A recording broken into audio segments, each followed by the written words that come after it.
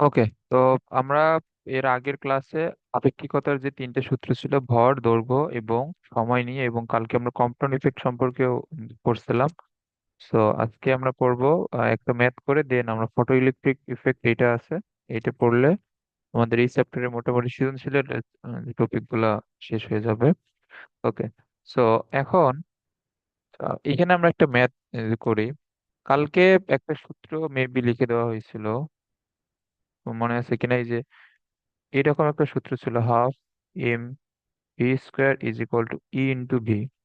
এই সূত্রটা কালকে কি লিখে দেওয়া হয়েছিল না? হুম, দিছো।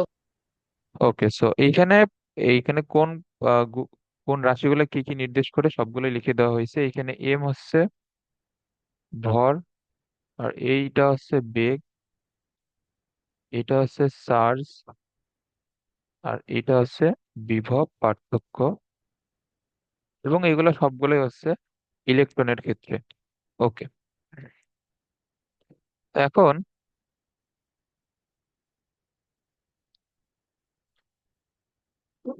আচ্ছা, এখন এখানে খেয়াল করো। এখন বলছে যে একটি তড়িৎ ক্ষরণ নলে এক্স রে উৎপাদনের জন্য এত কিলোভোল্ট এবং আরেকবার এত কিলোভোল্ট বিভব পার্থক্য সরবরাহ করা হয়। এতে এই যন্ত্রে ইলেকট্রনের গতিশক্তির 0.3% এক্স রে উৎপাদন করে। প্রথম ক্ষেত্রে ইলেকট্রনের সর্বোচ্চ বেগ নির্ণয় করতে বলছে। তো এটা এক্স রে উৎপাদনের ক্ষেত্রে যখন তোমার ইলেকট্রন নির্গত হয়, তখন এই যে এই সূত্রের অ্যাপ্লাই হয়। So এটা শুধু তো মনে রাখো। সো এক্স রে, আমাদের এক্স রে প্রোডাকশনের বিস্তারিত আমাদের বইয়ে আছে, বাট ওইটা আমাদের কোথাও লাগে না। সো এগুলো এখন পড়ে লাভ নাই। এখানে সূত্রটা এটা হবে, জাস্ট এটা একটু মাথায় রাখবো। ওকে। সো এখন এইখানে তোমার প্রথম ক্ষেত্রে ইলেকট্রনের সর্বোচ্চ বেগ নির্ণয় করতে বলছে। তো এখন দেখো, তোমার প্রথম ক্ষেত্রে যে বিভব পার্থক্যটা অ্যাপ্লাই করা হয়েছে, এটা হচ্ছে 12.4 কিলো ভোল্ট। সো এটা হবে 12.4 into 10 to the power 3 volt. Okay. এখন বেগ নির্ণয় করতে এখানে বলছে।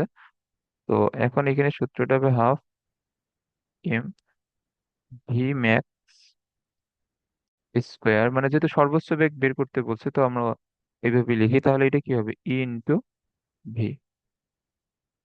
সো হাফ এম হচ্ছে ইলেকট্রনের ভর, 9 × 10 টু দি পাওয়ার এত। ভি ম্যাক্স বের করতে বলছে, মানে সর্বোচ্চ বেগ বা ম্যাক্সিমাম বেগ। ই হচ্ছে ইলেকট্রনের চার্জ, আর এইখানে এই ভি হচ্ছে বিভব পার্থক্য, যেটা হচ্ছে 12.4 ইন্টু 10 টু দি পাওয়ার 3।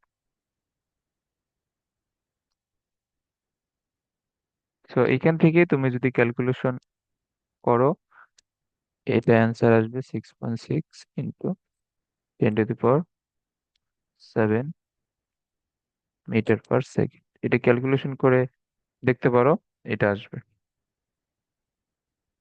ওকে।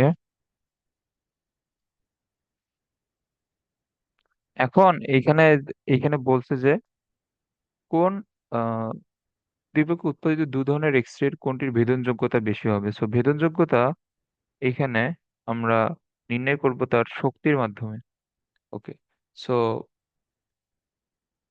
যার শক্তি যত বেশি হবে, সে তত বেশি ছেদ করতে পারবে, বা তার ভেদনযোগ্যতা তত বেশি হবে। সো এটা আমরা শক্তির মাধ্যমে যদি কম্পেয়ার করি, তাহলে আমরা যে এখানে যে লিখলাম যে half M V max square. আচ্ছা, এখন এখানে খেয়াল করো, যখন বেগটা হচ্ছে তোমার সর্বোচ্চ, তখন গতিশক্তি তো সর্বোচ্চ হবে না? হুম। এইটা হচ্ছে সর্বোচ্চ গতিশক্তি।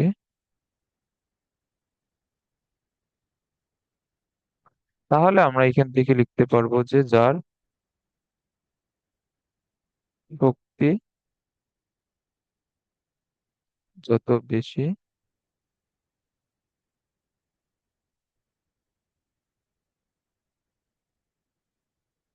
তার ভেদনযোগ্যতা তত বেশি হবে। তাহলে প্রথম ক্ষেত্রে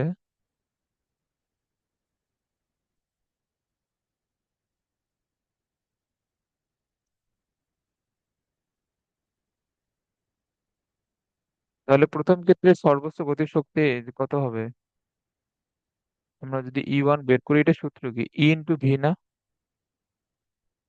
যে দেখো, আমি এখানে হাফ হুম এম ভি ম্যাক্স স্কোয়ার না লিখে ডিরেক্ট শক্তি এখানে লিখছি। তো ই হচ্ছে 1.6 ইন্টু 10⁻19, আর ভি ওয়ান হচ্ছে 12.4 ইন্টু 10⁻³ একবারে কিলো ভোল্টকে তুমি যদি ভোল্টে লেখো, তাহলে এটা আসবে 1.6 ইন্টু 10⁻19 ইন্টু 12.4 10⁻³।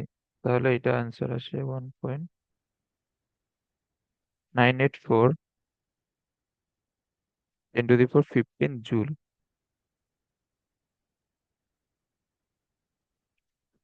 দ্বিতীয় ক্ষেত্রে সর্বোচ্চ গতিশক্তি।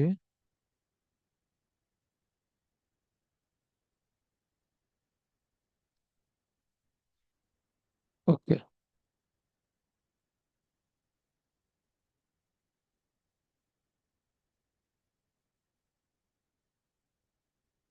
আর ভি2 হবে কত? এটা আছে 24.8 এত ভোল্ট। সো এটা তো বোঝাই যাইতেছে এটা এর দ্বিগুণ হবে, কারণ ওটা 12.4, এটা 24.8। সো এটার অ্যান্সার আসবে এত জুল। এখন যেহেতু E2 is greater than E1, তাহলে কি হবে? তাহলে দ্বিতীয় ক্ষেত্রে X এর ভেদনযোগ্যতা বেশি।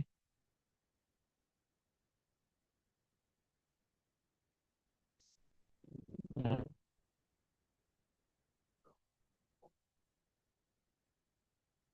দ্বিতীয় ক্ষেত্রে উৎপাদিত এক্স রে।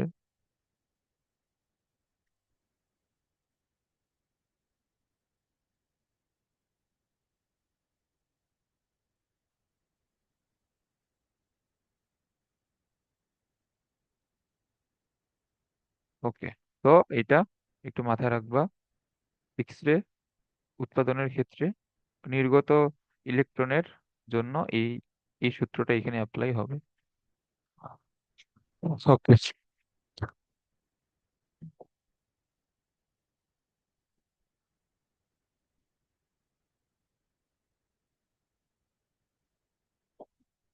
আচ্ছা, এরপরে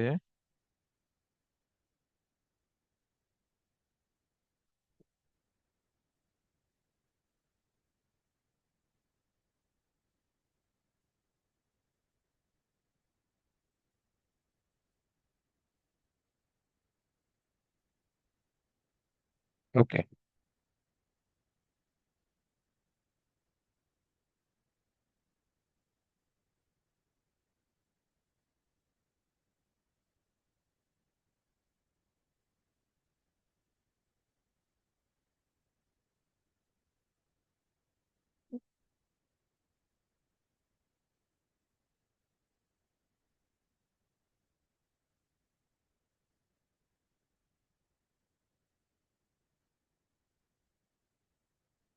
এটা হচ্ছে আলোক তড়িৎ ক্রিয়া বা ফটো ইলেকট্রিক ইফেক্ট। ওকে।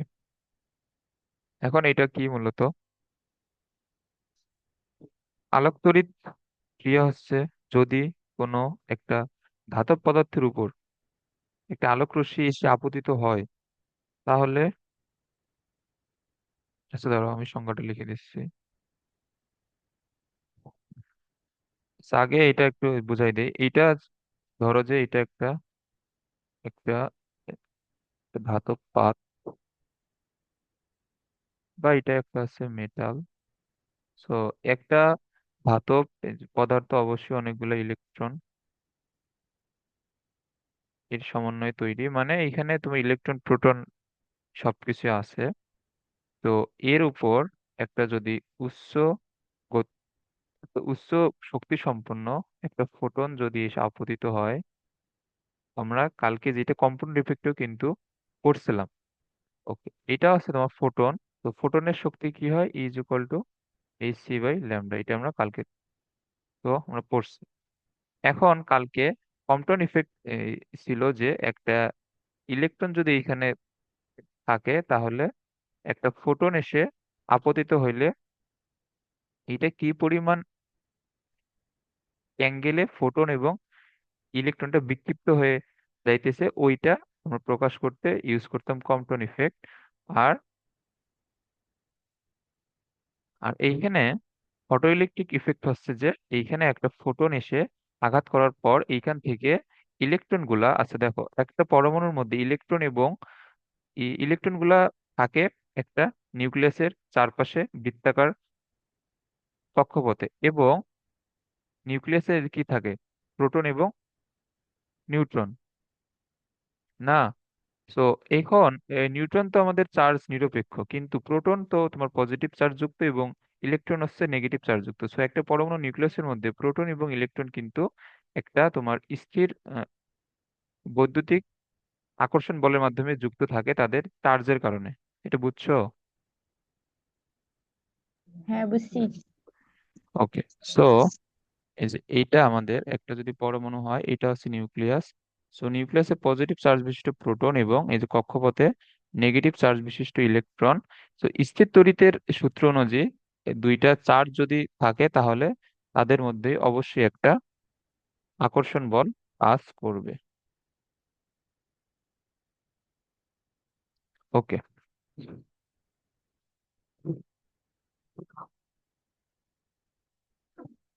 এখন এখানে যে খেয়াল করো, তো যখন বাইরে থেকে একটা ফোটন বা আলোক রশ্মি এসে ওই ধাতব পাতটার উপরে আহ, এখানে, ধরো এই পেজটা তো,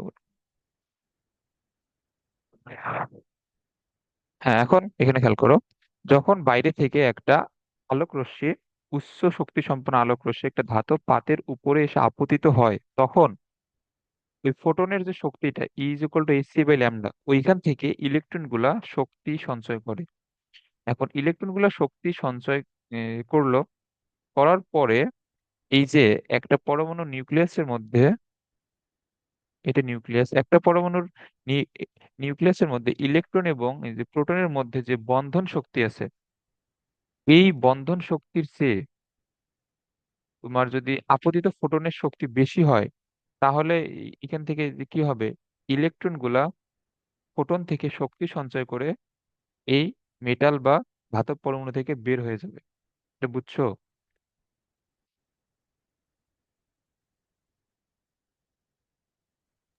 ভাইয়া, আরেকবার বলো। আচ্ছা, এখানে এ, শোনো আগে, মানে এইখানে যে একটা নিউক্লিয়াসের মধ্যে যে ইলেকট্রন এবং প্রোটনের মধ্যবর্তী একটা আকর্ষণ বল আছে, এটা তো বুঝছো, এদের পজিটিভ চার্জ এবং নেগেটিভ চার্জের জন্য। এবং এইখানে তোমার একটা একটা পরমাণু কিন্তু অনেকগুলা ওই যে অনুপরমাণু সমন্বয়ে যে তৈরি হয়। সো এইখানে তোমার এদের মধ্যে অবশ্যই একটা বন্ধন শক্তি আছে,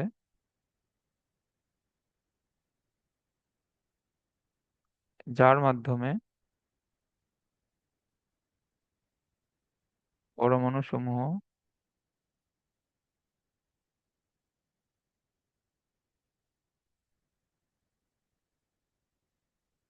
একসাথে অবস্থান করে একটা আমাদের একটা পদার্থ তৈরি করে।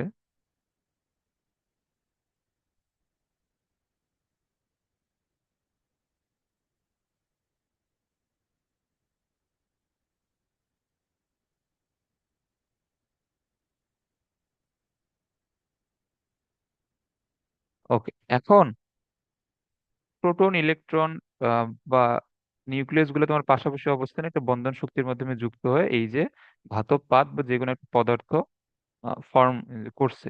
তো এখন এই যে ধাতব পাতের উপর বাইরে থেকে যে যে ফোটনটা আপতিত হলো, সেই ফোটনের শক্তি হচ্ছে E = hc/λ।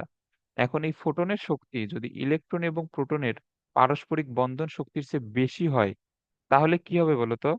ওই শক্তিটা ইলেকট্রন শোষণ করে নেবে, শোষণ করে নিয়ে তারা যে শক্তির মাধ্যমে নিজেদের মধ্যে যুক্ত আছে, ইলেকট্রন এবং তার নিউক্লিয়াসের সাথে তারা যে বন্ধন শক্তির মাধ্যমে যুক্ত আছে, ওই বন্ধন শক্তির চেয়ে যদি ফোটনের শক্তিটা বেশি হয়, তাহলে ফোটন থেকে ইলেকট্রন শক্তি শোষণ করে ওই ওই পরমাণু থেকে বের হয়ে যাবে। বুঝছো এখন? হ্যাঁ, বুঝছি। ওকে। মানে এইখানে তোমার তোমার ফোটনের শক্তি ধরো 20 জুল, আর এইখানে তুমি ধাতব পরমাণুর মধ্যে ইলেকট্রন এবং নিউক্লিয়াস অথবা প্রোটনের মধ্যে যে এখানে বন্ধন শক্তিটা আছে সেটা ধরলাম যে 15 জুল। ওকে, এখন তাহলে এখানে যে 20 জুলের একটা ফোটন এসে যে এখানে এখানে পড়লো, তাহলে ইলেকট্রনটা এখান থেকে 20 জুল শক্তি শোষণ করে নেবে। তাহলে কি হইলো, তাদের বন্ধন শক্তি চেয়ে তাদের শোষিত শক্তি বেশি হয়ে যাবে না?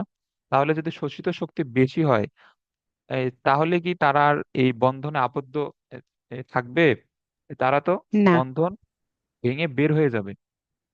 সো এই যে ইলেকট্রনের তোমার একটা ফোটনের শক্তি শোষণ করে বন্ধন ভেঙে বের হয়ে যাওয়া, এইটাই হচ্ছে ফটো ইলেকট্রিক ইফেক্ট বা ফটো তড়িৎ ক্রিয়া বা আলোক তড়িৎ ক্রিয়া। বুঝছো? বুঝছি। ওকে, আচ্ছা দাঁড়াও, আমি এখন এইখানে লিখে না দিয়ে আমি এখানে বইয়ের ছবি দিয়ে দিচ্ছি।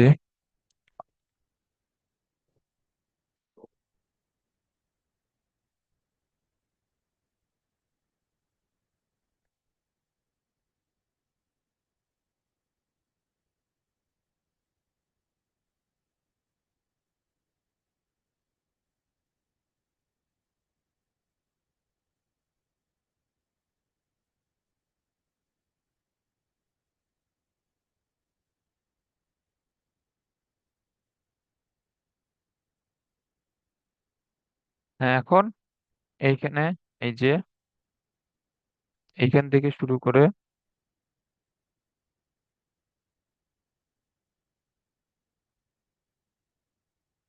এইটুক পর্যন্ত পড়বা, তারপর এখানে সংজ্ঞাটা দেয়া আছে যে, এখন দেখো, এখন এইখানে কিন্তু এটা একটা তোমার ধাতব পাত। এইখানে তোমার যে সে আলো ফেললেই যে ইলেকট্রনটা নির্গত হয়ে যাবে তা কিন্তু না। মানে এইখানে এমন পরিমাণে এই যে তোমার ই ইজ ইকুয়াল টু hc/λ। হ্যাঁ, তো এইখান থেকে যদি ইলেকট্রনটা নির্গত হইতে হয়, তাহলে এখানে তোমার কি হইতে হবে, এদের বন্ধন শক্তির চেয়ে ফোটনের শক্তি বেশি হইতে হবে না? সো এখানে তোমার ফটো ইলেকট্রিক ইফেক্ট হওয়ার জন্য কি হইতে হবে?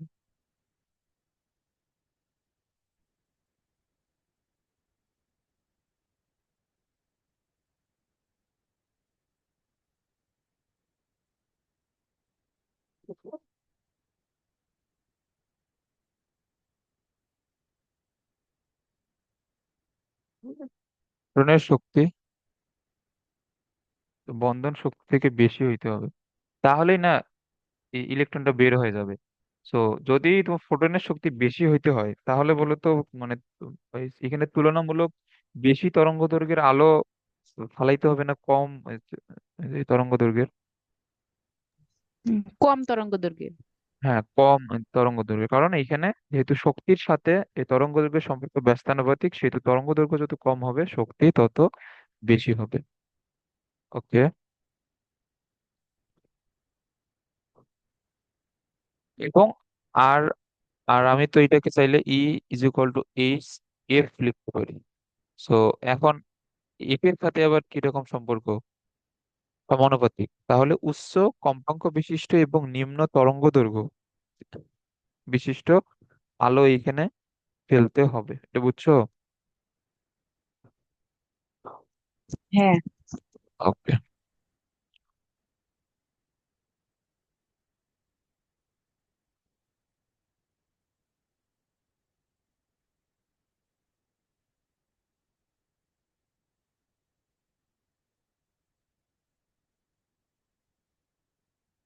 এখন এইখানে খেয়াল করে, এখন এখানে কিছু সূত্র এই যে লিখে দিব, এখানে ফটো ইলেকট্রিক ইফেক্টের এগুলা অবশ্যই লিখে নিতে হবে।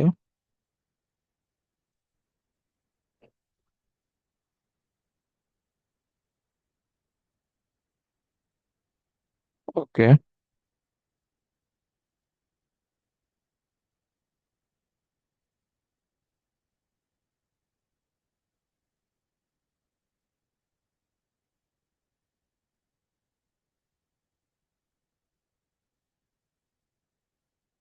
আচ্ছা,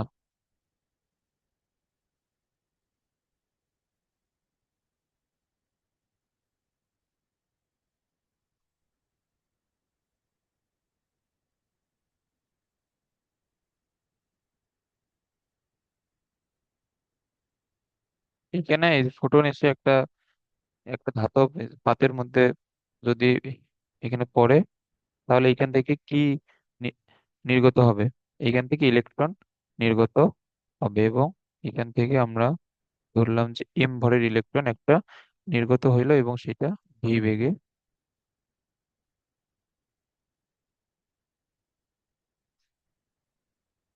ভরের ইলেকট্রন বেগে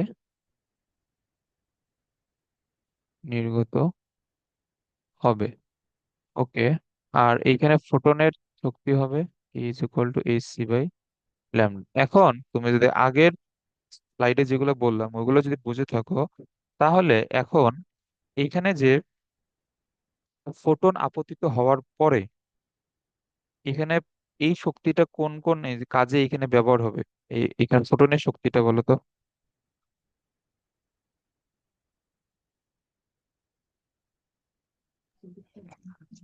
ইলেকট্রন শোষণ করবে।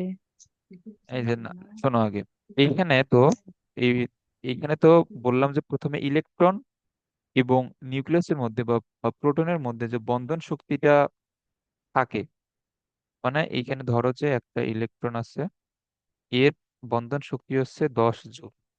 তাহলে যে তোমার ফোটনটা এসে পড়লো, এইটার শক্তি হচ্ছে 20 জুল।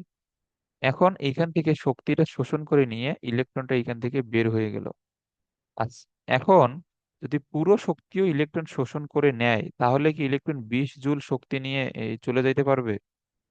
ইলেকট্রন না। এখন ইলেকট্রন কয় জুল এই শক্তি নিয়ে বের হবে বলো তো?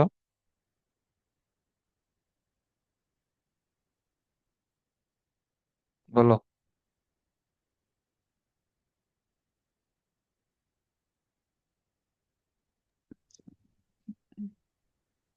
এটা তো মানে এমনি সহজ একটা কনসেপ্ট, মানে ইলেকট্রন অন্য একটা শক্তির মাধ্যমে আর একটা বস্তুর সাথে যুক্ত আছে। তো প্রথমে তো ওই শক্তিটাকে বা ওই বাধাটাকে এই প্রথমে পার করতে হবে। মানে এইখান থেকে যে যে তোমার নিউক্লিয়াসের মধ্যে ইলেকট্রন যে 10 জুল বন্ধন শক্তির মাধ্যমে যুক্ত, এখন এই 10 জুল এইখান থেকে ইলেকট্রনটাকে ছাড়াইতে এই 10 জুল তো এইখান থেকে প্রথমে খরচ করতে হবে। এটা বুঝছো? হুম, বুঝছি। তাহলে আর এই যে একটা তোমার বন্ধন থেকে ইলেকট্রনটাকে ছাড়াইতে তার বন্ধন শক্তি সমপরিমাণ শক্তি প্রথমে খরচ করতে হবে। ওইটা যদি ওই পরিমাণ শক্তি সে যদি পায়, ইলেকট্রনটা মানে বন্ধন শক্তির সমপরিমাণ শক্তি সে পাইলো, তাহলে কি হবে? ইলেকট্রনটা ওই যে ওই বন্ধন থেকে মুক্ত হয়ে যাবে, আর বাকি শক্তিটা দিয়ে সে বেগে গতিশীল হবে। বুঝছো? হ্যাঁ, বুঝছি। ওকে।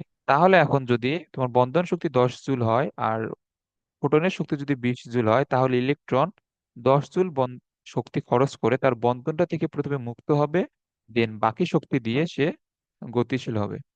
তাহলে এই 10 জুল তার কি হবে বলো তো? এই 10 জুল হবে তার গতিশক্তি।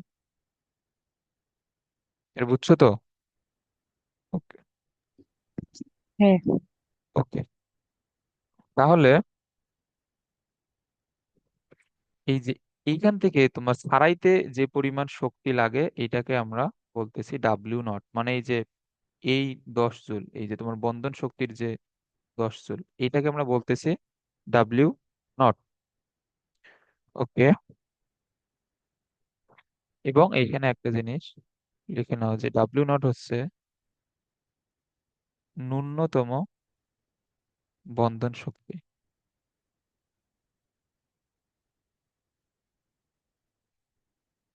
এখন একটা জিনিস, এটা খুবই ভালোভাবে একটু বুঝে শুনে অ্যান্সার দিবা।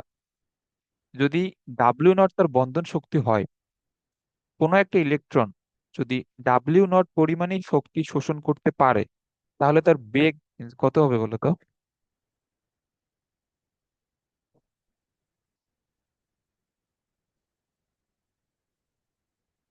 W0 হবে।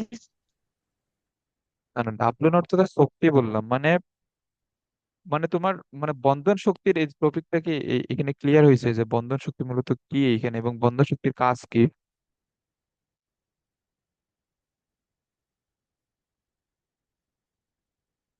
হ্যাঁ। ওকে, তো আমি তো এইখানে বললাম যে, আচ্ছা এটা আমি এমনিতে আবার আবার বুঝাই নর্মালি। ধরো যে এর বন্ধন শক্তি 10 জুল,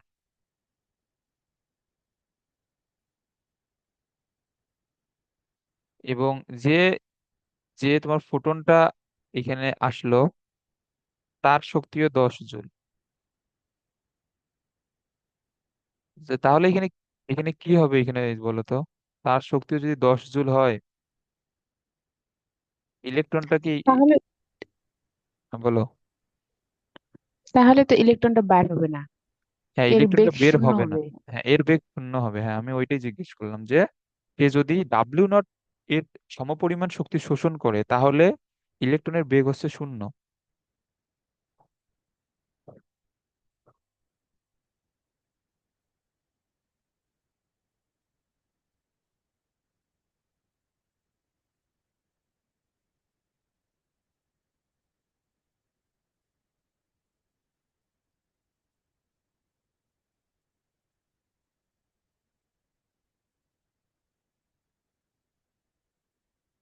ওকে, এখন আচ্ছা, ওকে, তাহলে একটা জিনিস এখানে খেয়াল করো, তাহলে আমার যে মোট শক্তি এটা তাহলে এখানে কোথায় কোথায় ব্যয় হচ্ছে? একটা হচ্ছে W0 এ, আরেকটা কোথায়, সে যদি ভি বেগে যদি সে গতিশীল হয় তাহলে আরেকটা তোমার ব্যয় হচ্ছে গতি শক্তিতে, না?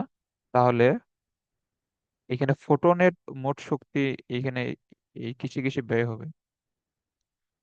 ফোটনের শক্তি এখানে ব্যয় হবে প্রথমে বন্ধন শক্তিতে, মানে তোমার বন্ধন শক্তি ছাড়ানোর জন্য যে পরিমাণ শক্তি লাগবে ওইটা ওইটা তো মূলত বন্ধন শক্তিরই সমান। সো আমরা ওইটাকে ওইভাবে লিখবো না যে বন্ধন শক্তিকে ছাড়ানোর জন্য যে পরিমাণ শক্তি লাগবে ওইটা ব্যয় হবে।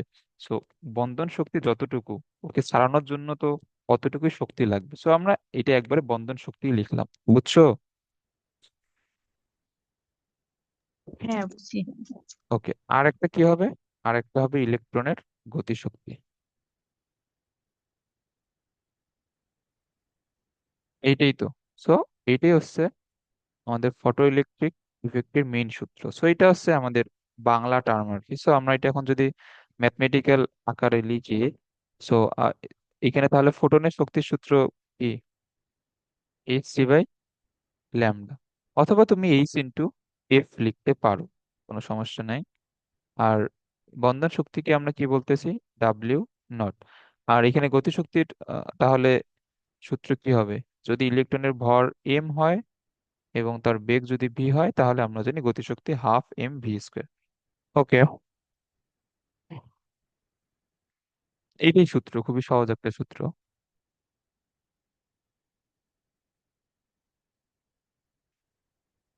ওকে, এখন এইখানে আরেকটা নতুন টার্ম আছে, এই যে W0 কে বলা হয় কার্য অপেক্ষক।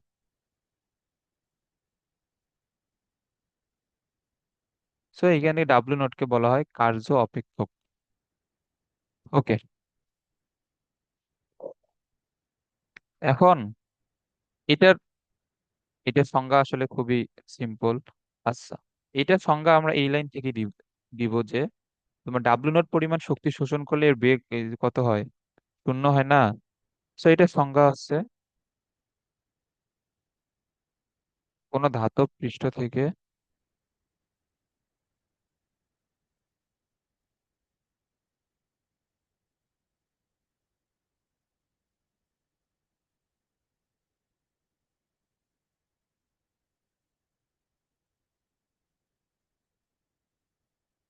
শূন্য বেগ সম্পন্ন ইলেকট্রন নির্গত করতে যে পরিমাণ শক্তির প্রয়োজন হয়।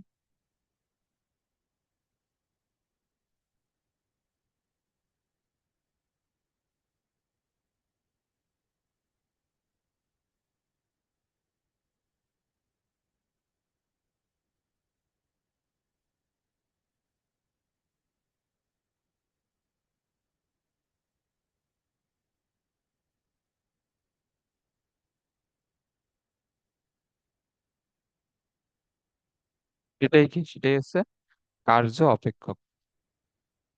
ওকে।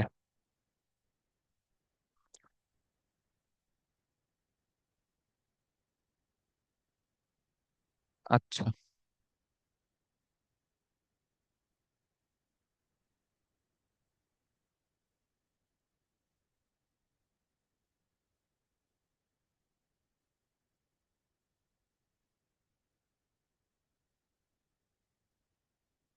আচ্ছা, এখন এখানে যে ম্যাথটা আছে এটা একটু খেয়াল করো। এখানে প্রথমেই যে প্রশ্নটা করছে, এখানে জিজ্ঞেস করছে শোষণ কম্পাঙ্ক।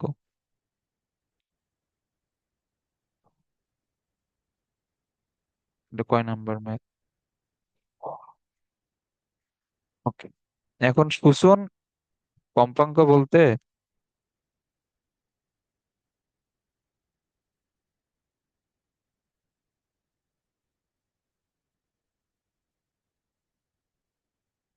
ওকে,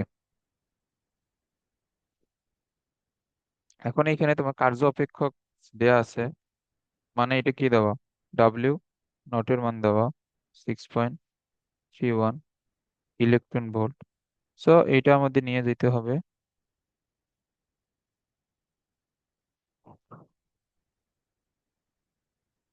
আহ পুরো।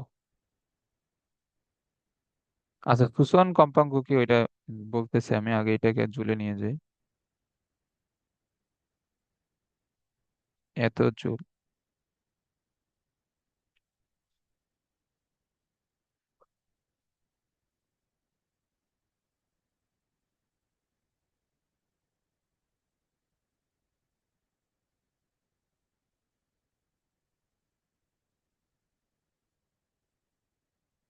ওকে, এখন এই যে ডাব্লিউ নট পরিমাণ শক্তি যখন একটা ইলেকট্রন শোষণ করবে তখন কি হবে বলতো? তখন শেষ মাত্র বন্ধন শক্তি থেকে মুক্ত হবে এবং তার বেগ হবে জিরো। মানে ইলেকট্রন, মানে তখন পর্যন্ত কিন্তু ফটো ক্রিয়া শুরু হয় নাই।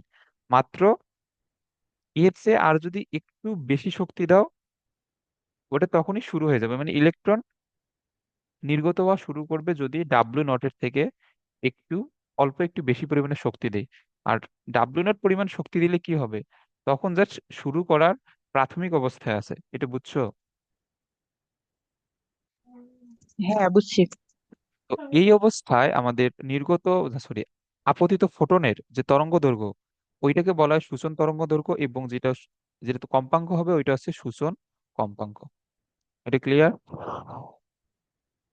মানে তোমার ফটোইলেকট্রিক ক্রিয়া শুরু হওয়ার মুহূর্তে যে এই তরঙ্গ দৈর্ঘ্য, ওইটা হচ্ছে সূচন তরঙ্গ দৈর্ঘ্য, এবং যেটা তোমার কম্পাঙ্ক ওইটা হচ্ছে সূচন কম্পাঙ্ক। তাহলে এটা তাহলে এখানে এখানে কি হবে? আচ্ছা, এটা লিখে দেই।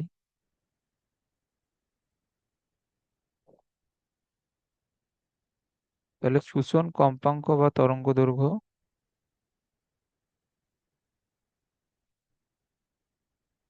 এইটা হচ্ছে ফটোইলেকট্রিক।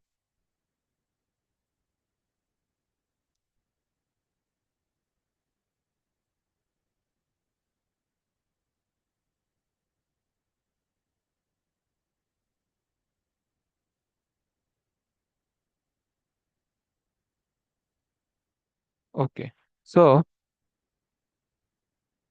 আমরা জানি e is equal to hc by lambda, but এই শক্তিটা কার সমান হইলে বলতো মাত্র শুরু হবে? এটা হচ্ছে যখন এই শক্তিটা ডাব্লিউ নটের সমান হবে। বুঝছো?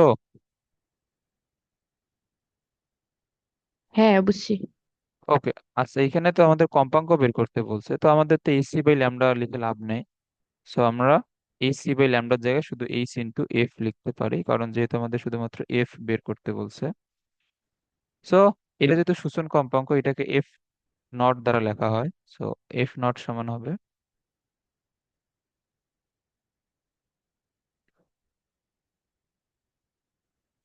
ডাব্লিউ 1.00 6.626।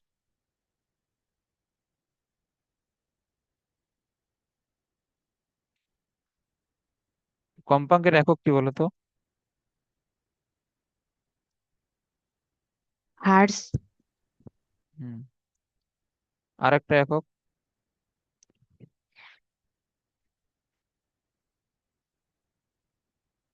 আরেকটা একক কি?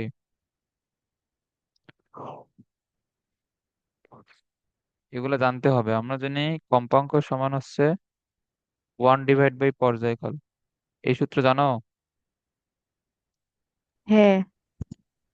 তো এইখান থেকে কম্পেয়ার একক এই যে কি আসে, শুধুমাত্র পার সেকেন্ড। এটাও কিন্তু কম্পাঙ্কের একক।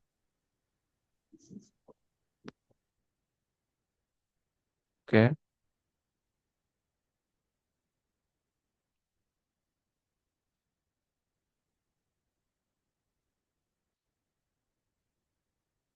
আচ্ছা, এখন এইখানে ল্যামডা দেওয়া আছে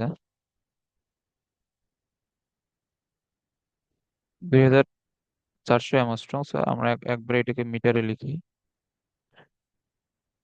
সর্বোচ্চ গতিশক্তি বা ই ম্যাক্স, অথবা এটাকে তুমি চাইলে কে ম্যাক্সও লিখতে পারো, কোনো সমস্যা নাই। এইটা বের করতে বলছে।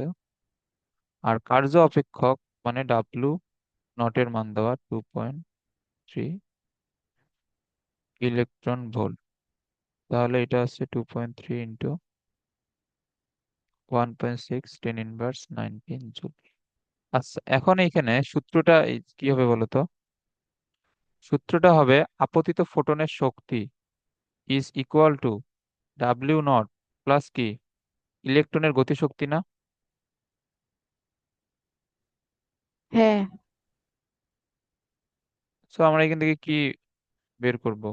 সবই তো দেওয়া আছে, আমরা জাস্ট কে ম্যাক্স বা সর্বোচ্চ কাইনেটিক এনার্জি এটা বের করব। সো এখানে 6.626 ইন্টু টু দি পাওয়ার 34 3 10⁸ নিচে হচ্ছে ল্যামডা 2400